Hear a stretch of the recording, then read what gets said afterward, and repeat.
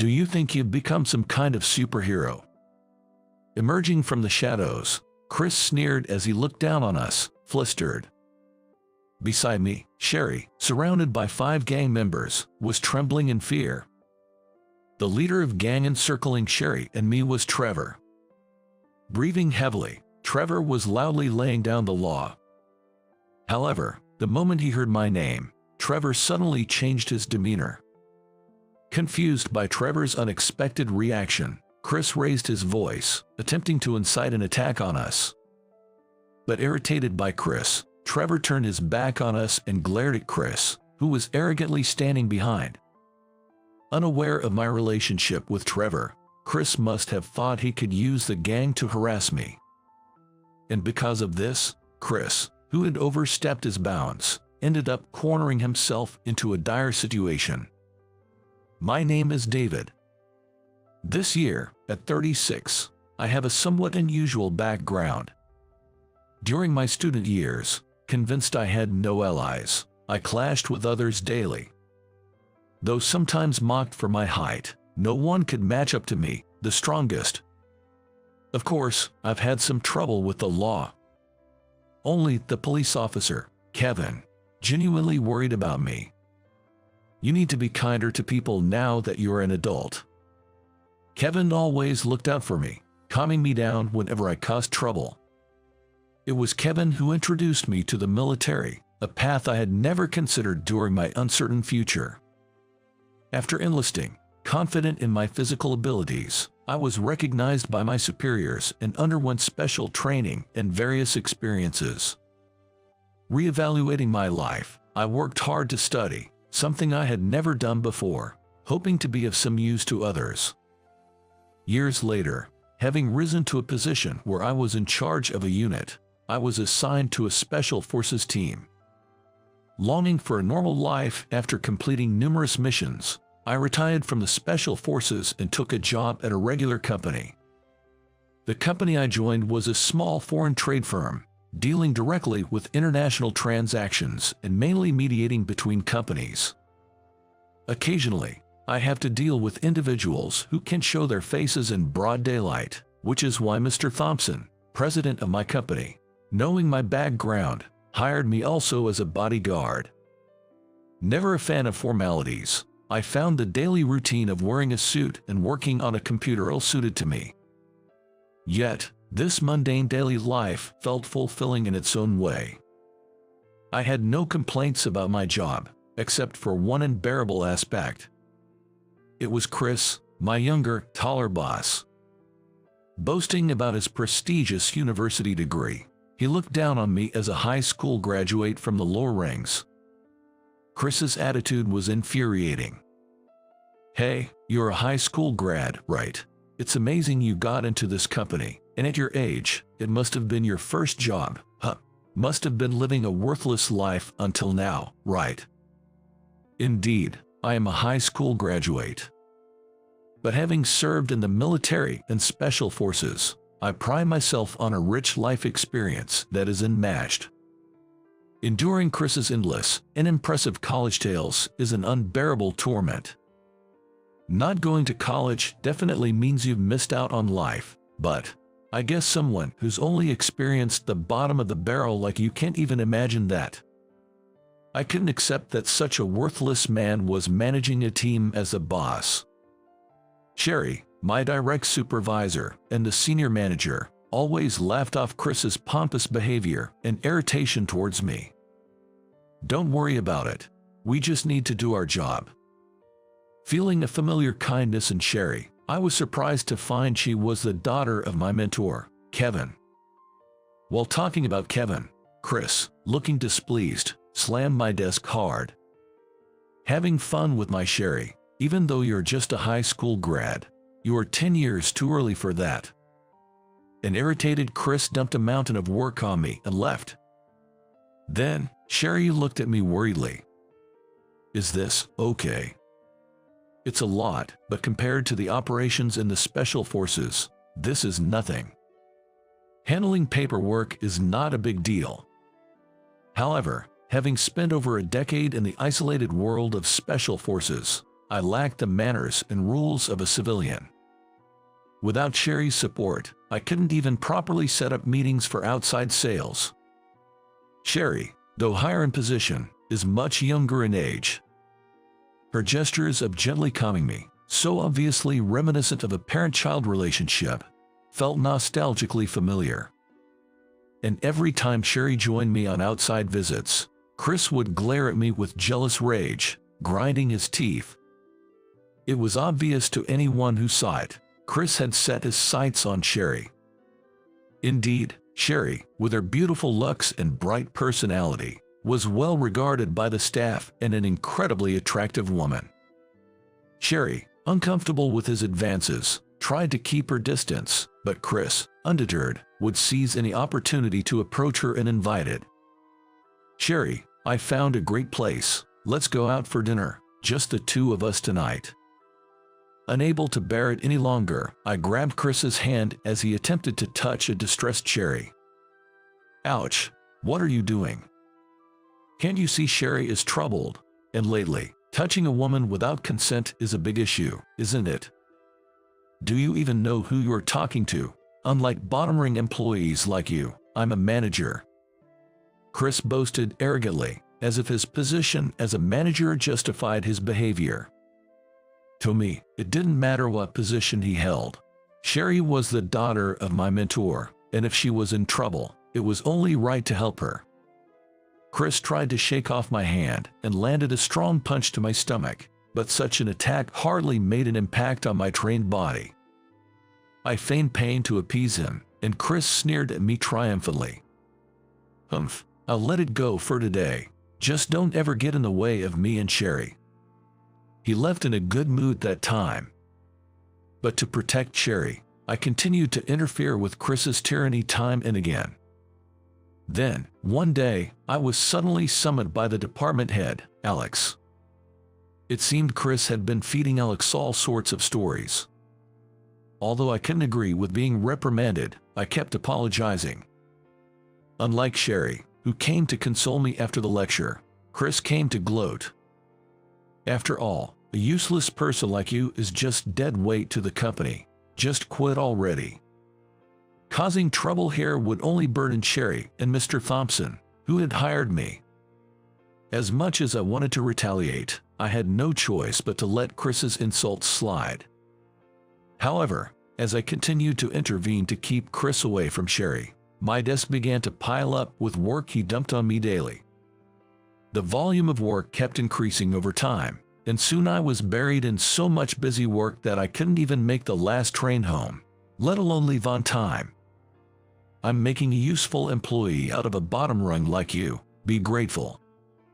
Sherry, worried about me, offered her help, but before we knew it, it was past midnight. Seeing the time, Sherry suddenly smiled at me. "It's too late now, can't be helped. Let's grab some dinner and then take a taxi home." I couldn't refuse Sherry's invitation, nor could I let her go home alone. "All right, as a thank you for helping me with the work, dinner's on me tonight." Sherry's childlike expression of joy, a stark contrast to her usual beauty, felt incredibly endearing. The pleasant time flew by quickly, and I left Sherry in front of the restaurant to look for a taxi on the main street. Just as a taxi pulled up, I heard Sherry scream. Rushing back, I found Sherry surrounded by 5 large men. "What are you guys doing?" "We'll deal with the guy later. Miss, would you come with us?" As I brushed off the man's hand that was grabbing Sherry, he glared at me with a demonic expression. "Hey, who do you think you are? Don't you know me? I'm Trevor, the gang leader around here." The gang Trevor claimed to be a part of was one that Mr. Thompson had warned me about. And Trevor was their young leader. His large build and sharp eyes would make any ordinary person want to flee immediately. But no matter who the opponent was, I couldn't back down. "It doesn't matter who you are. If you lay a hand on her, I won't hold back." Facing Trevor's ire, his fist flew towards me with resolve.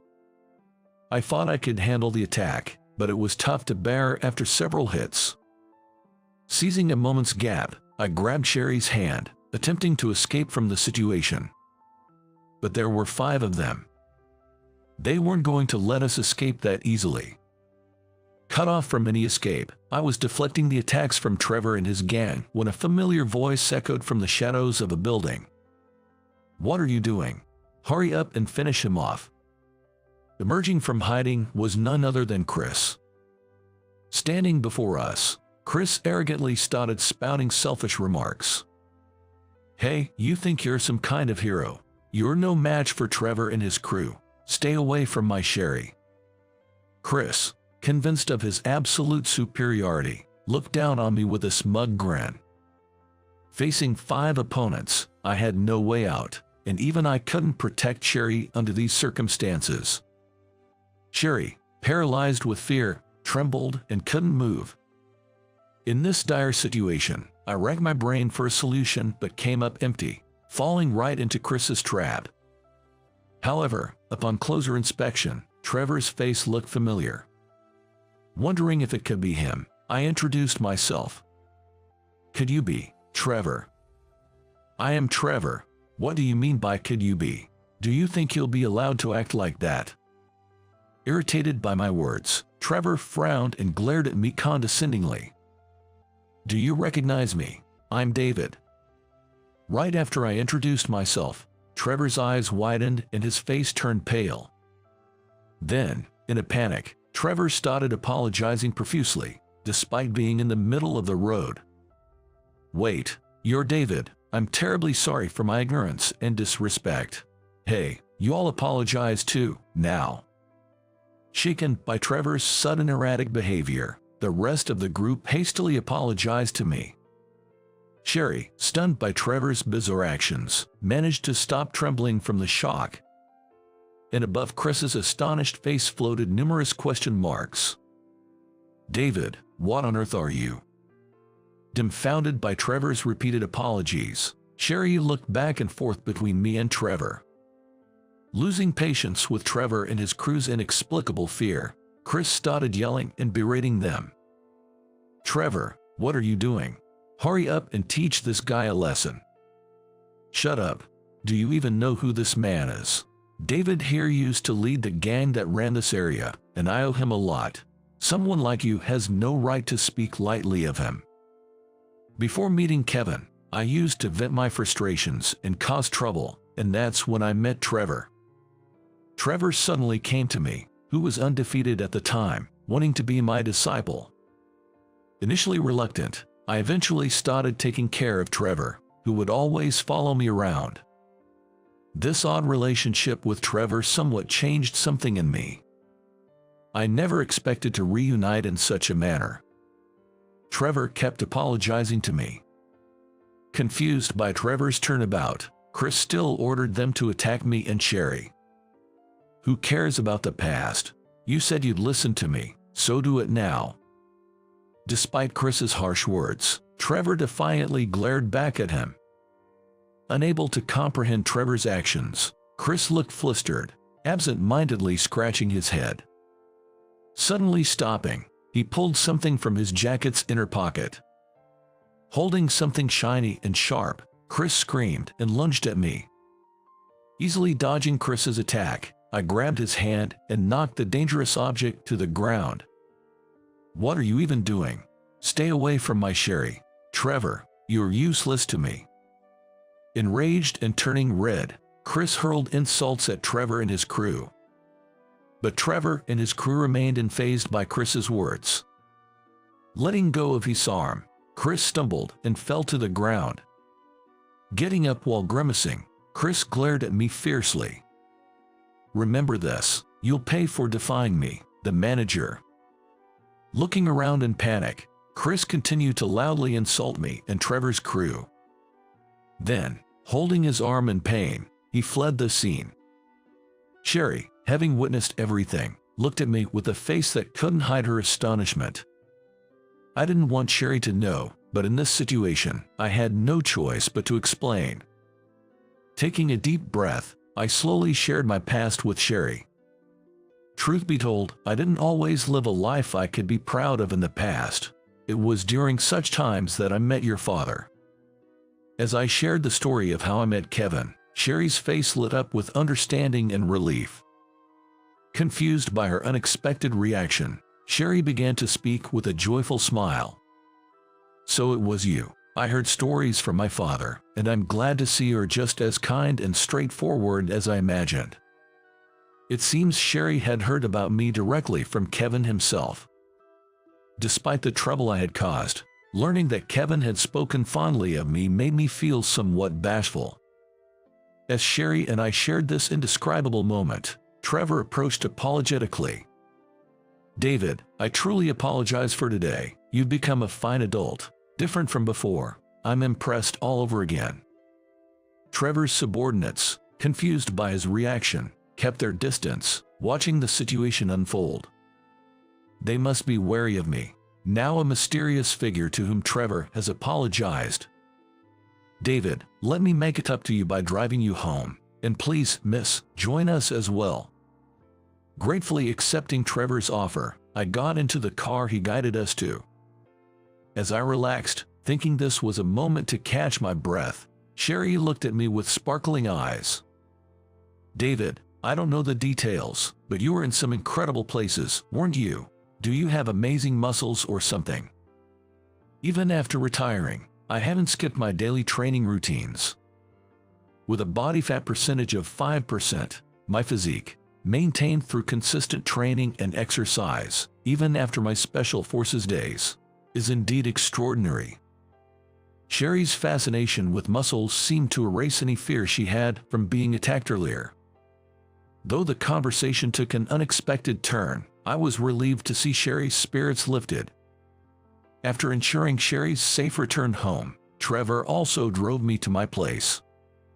As we were about to part ways, Trevor stepped out of the car to speak to me. "David, if there's anything I can do for you, just let me know. And about that Chris, it seems he holds quite a grudge against you." The information Trevor shared about Chris was astonishing. But now, I had proof that Chris couldn't boast about being a manager anymore. The next day, I was greeted by a visibly irate Chris as I arrived at work. Immediately upon seeing me, he grabbed my suit and looked down at me with a glare. Chris began to boast about his past, as if trying to intimidate me.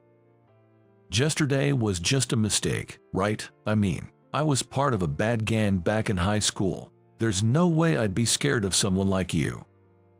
It seems Chris met Trevor through a senior's introduction during their college years, but from the way Chris refers to him, they don't seem to be on equal footing. More likely, Chris was somewhat of an underling to Trevor. Despite this, Chris boasts about having Trevor as his protector, looking down on me with a complacent smile. Fed up with Chris's attitude, I shrugged off his grip and made a call, leaving my phone on speaker. "Trevor, are you available right now?" "Yes, always happy to hear from you, David." Chris, taken aback by Trevor's unusual tone, froze with wide eyes. He hadn't expected me to call Trevor. Ignoring the stunned Chris, I continued the conversation. "About what happened yesterday, that was all true, right?" "Yes, Chris was the one who paid us to attack you and your friends. His reckless behavior, pretending to be a gang leader, has been quite a nuisance." Chris, panicked by Trevor's statement, tried to end the call immediately, but several employees had already arrived at the office. He found himself under the cold, disdainful gazes of those around him. "This is a lie. I don't know anything about this. David must be forcing him to say these things." As Trevor continued to expose Chris's actions, Chris turned pale, covered his ears, and collapsed to his knees. Trevor was furious at being called a liar, and he berated Chris over the phone. Upon hearing the commotion, Mr. Thompson appeared. After learning of Chris's misdeeds from nearby employees, Mr. Thompson sighed deeply and looked at Chris with disdain. "Chris, is this true?" "Well, this is, As Chris tried to mumble an excuse, Mr. Thompson pressed him for an answer. Resigned, Chris, his face gone from pale to white, apologized to Mr. Thompson. Mr. Thompson, looking weary, addressed Chris, who was barely able to voice his apology. "You're apologizing to the wrong person, aren't you?" I understand. David, I'm sorry." Chris, seemingly still not fully convinced he should apologize to me, swallowed his pride and offered an apology. Not only did Chris's scheme fall through, but he was also stripped of his managerial position on the spot by Mr. Thompson. Moreover, surprisingly, Chris was demoted all the way down to a regular employee, possibly due to Mr. Thompson's decisive action. Days after the apology incident, Chris, having finally realized his unwarranted behavior, completely stopped his unreasonable demands and arrogant attitude towards his juniors. However, for some reason, whenever Chris caught my eye, he would stop, back away, and flee. It was rare for Chris to initiate a conversation, but that day, he approached me with a nervous yet somehow smug expression, reminiscent of the old times. "David, you're a high school graduate, right? Can you speak French?" It seemed Chris had received a call from a client I was in charge of, who could only communicate in French. Chris probably assumed that, because I was a high school graduate, I wouldn't be able to handle communication or consultations in French.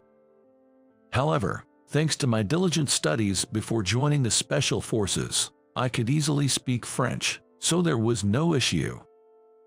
After smoothly concluding the discussion with the client, the surrounding employees looked at me with admiration, leaving Chris dumbfounded. Speaking French was nothing out of the ordinary for someone with my Special Forces background, but it seemed to have taken everyone else by surprise. Isn't this normal? No. Did I do something strange again? For me, who had spent a significant amount of time abroad, such skills were to be expected. Apparently, Chris, who had always boasted about his education and acted superior, was known among the employees as an incompetent college graduate due to his lack of French proficiency. Indeed, Chris's attempt at speaking French over the phone was barely coherent. I managed to understand only that he desperately wanted me to take over the call. As my reputation significantly improved, Chris, once a manager and a college graduate, was now labeled useless, drawing disappointed looks. Employees who had once been looked down upon by Chris now chuckled at his complete loss of dignity. Humiliated, Chris returned to his desk, holding his head in his hands. From then on, cases requiring French communication were almost always directed to me. Although it happened occasionally, Chris would revert to his arrogant behavior towards juniors only when I wasn't around. However, no employee would listen to the commands of the inept former manager who couldn't speak French, and not a single person entertained Chris's demands or unreasonable requests anymore. One day, upon returning from an external visit, I caught Chris unsuccessfully hitting on a new female employee. This isn't what it looks like," she insisted, and I had no choice. "It's not my fault." Chris's excuses sounded nothing more than childish whining.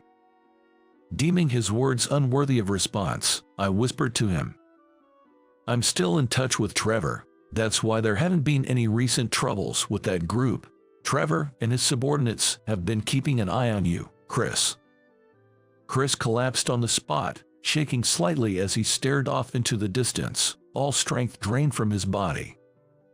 Afterward, Chris stopped his arrogant behavior and, occasionally, was even seen praising others.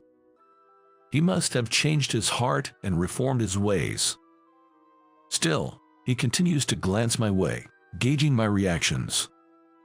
Every time our eyes meet, his face contorts and he breaks into a cold sweat.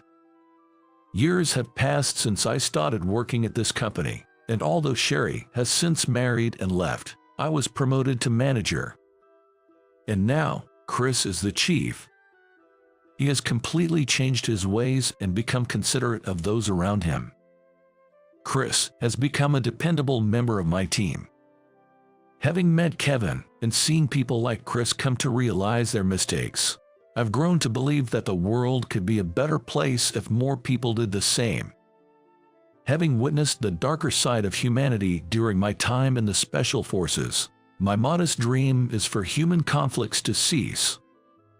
It might seem naive for someone my age, but Kevin and Sherry always took my fanciful ideas seriously. I continue to maintain a friendly relationship with Kevin's family. While I may not be capable of much, if I can change even a few people's perspectives from looking down on others, I'll have made good use of my experiences.